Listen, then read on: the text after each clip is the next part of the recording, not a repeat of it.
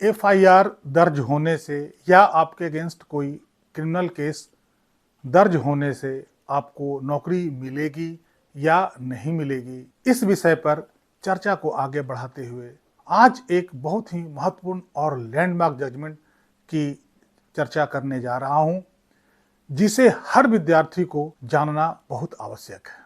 नमस्कार, इस अंक में आप सभी का बहुत बहुत स्वागत है। कल्पना कीजिए कि किसी अभ्यर्थी के ऊपर, किसी विद्यार्थी के ऊपर फर्जी एफआईआर दर्ज करा दिया गया हो या फर्जी क्रिमिनल मुकदमा दर्ज करा दिया गया हो, जिससे उसका कोई लेना देना ना हो और जिस कारण से उसे नौकरी के लिए अयोग्य ठहरा दिया जा रहा हो।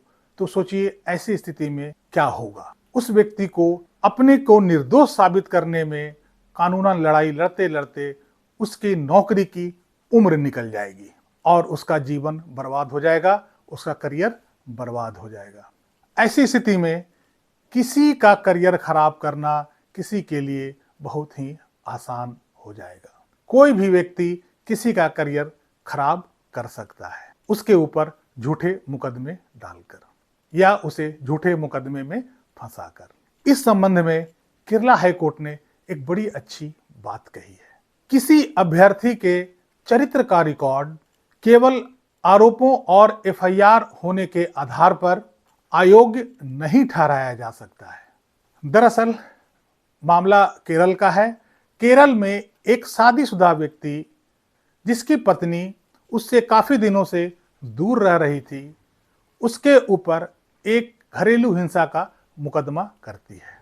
चूंकि यह मुकदमा पूरी तरह से फर्जी था, अदालत में इस मुकदमे का ट्रायल होता है, लेकिन उसकी पत्नी अपने आरोपों को सिद्ध करने के लिए कोई भी सबूत कोर्ट में नहीं पेश कर पाती है। इस कारण से ट्रायल कोर्ट ने उस व्यक्ति को उस मुकदमे से बरी कर दिया।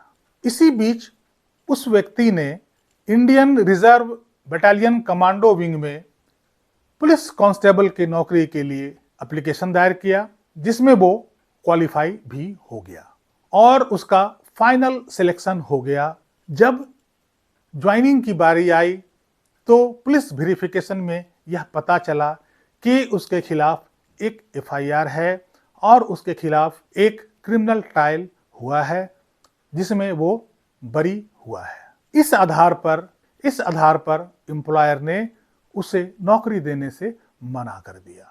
परेशान होकर वो व्यक्ति केरला एडमिनिस्ट्रेटिव ट्राइब्यूनल में याचिका लगाया और केरला एडमिनिस्ट्रेटिव ट्राइब्यूनल ने यह पाया कि यह एक आपसी घरेलू विवाद था, जिसमें उसकी पत्नी ने आरोप लगाए थे और वो आरोप कोर्ट में सिद्ध नहीं हो पाया, जिसके कारण से कोर्ट ने इस व्यक्ति को बरी कर दिया। इसमें इस व्यक्ति का कोई गलती नहीं है और इस व्यक्ति का चरित्र पे किसी तरह का कोई दोष नहीं है। इसलिए ट्राइब्यूनल ने एम्प्लॉयर को यानी केरला सरकार को डायरेक्शन दिया कि इसे ज्वाइनिंग लेटर दिया जाए, इसे नौकरी दिया जाए। लेकिन सरकार ने ट्राइब्यूनल के इस आदेश के खिलाफ केरला हाई कोर्ट में अपील दाखिल किया। केस का नाम था state of Kerala versus Durga Das and others और केरला हाई कोर्ट में इस अपील की सुनवाई डबल बेंच में की गई, जिसमें सुनवाई कर रहे थे जस्टिस ए मोहम्मद मुश्ताक और जस्टिस शोभा अनम्मा। सुनवाई के बाद केरला हाई कोर्ट ने सितंबर 2023 में अपना जजमेंट सुनाया। केरला हाई कोर्ट ने माना कि सरकार कभी भी किसी व्यक्ति को इस आधार पर नौकरी देने से मना नहीं कर सकती है कि पास्ट में उसके खिलाफ कोई क्रिमिनल केस चला हो या उसके अगेंस्ट एफआईआर हो। केरला हाई कोर्ट ने कहा कि सरकार कभी भी किसी को इस आधार पर नौकरी देने से मना नहीं कर सकती है कि उसके खिलाफ कभी भूत में कोई एफआईआर हुआ हो या कोई क्रिमिनल मुकदमा चला हो सकता है कि वह मुकदमा या वह एफआईआर झूठा हो, उसमें आरोप जो लगाए गए हैं वो झूठा हो और बाद में उसे बरी कर दिया गया हो। सिर्फ एफआईआर किसी के खिलाफ होना या किसी के खिलाफ क्रिमिनल केस चलना यह प्रूफ नहीं करता है कि वह इंसान खराब है, वह इंसान कोई बैड कैरेक्टर का है। किसी भी व्यक्ति के ऊपर आरोप लगाना या इल्जाम लगाना और उस आरोप या इल्जाम को कोर्ट में साबित करना दोनों अलग अलग बातें होती है। केवल आरोप और इल्जाम के आधार पर हम यह नहीं कह सकते हैं कि वह व्यक्ति सरकारी नौकरी के लिए अनसुटेबल है या डिजर्व नहीं करता है। साथ ही केरला हाई कोर्ट ने यह भी कहा कि किसी पर्सन के खिलाफ कोई क्रिमिनल केस चला और उसमें वो बरी हो गया, इसका यह भी मतलब नहीं है कि इस आधार पर आप सरकारी नौकरी के लिए इंटाइटल हो गए हैं। ऐसे में आप सरकारी नौकरी हक से नहीं मांग सकते हैं, यह आपका अधिकार नहीं है। आप ऐसा नहीं कह सकते हैं कि चूंकि हम उस केस में बरी हो गए हैं इसलिए हमें नौकरी मिलनी ही चाहिए, ये हमारा अधिकार है, ऐसा हम नहीं कह सकते हैं। किसी क्रिमिनल केस में बरी होने का यह मतलब नहीं है कि हम किसी सरकारी नौकरी के लिए इंटाइटल हो जाते हैं। इसके लिए केरला हाई कोर्ट ने एक बड़ी अच्छी बात कही है। केरला हाई कोर्ट ने एम्प्लॉयर से यह कहा कि किसी व्यक्ति के ऊपर एफआईआर हुआ हो या उस पर मुकदमा चला हो, ट्रायल में क्या हुआ हो, बरी हुआ हो या उसको सजा मिला हो, आप इस आधार पे किसी की नौकरी नहीं रोक सकते हैं। आप इस आधार पे मत जाइए, बल्कि आप अपना सेपरेट इंक्वायरी गठन कीजिए, सेपरेट इंक्वायरी करवाइए, उसमें पता कीजिए कि आखिर ये एफआईआर कैसा था, मामला क्या था, कोर्ट में क्या हुआ और यदि सजा हुई है तो किस आधार पर सजा दी गई और यदि वो व्यक्ति बरी हुआ है तो किस आधार पे उसे बरी किया गया है। ये आप अपना सेपरेट रिपोर्ट तैयार कीजिए और उस ग्राउंड पे आप डिसीजन लीजिए कि हाँ, इस व्यक्ति को इस केस में नौकरी दिया जाना चाहिए या नहीं।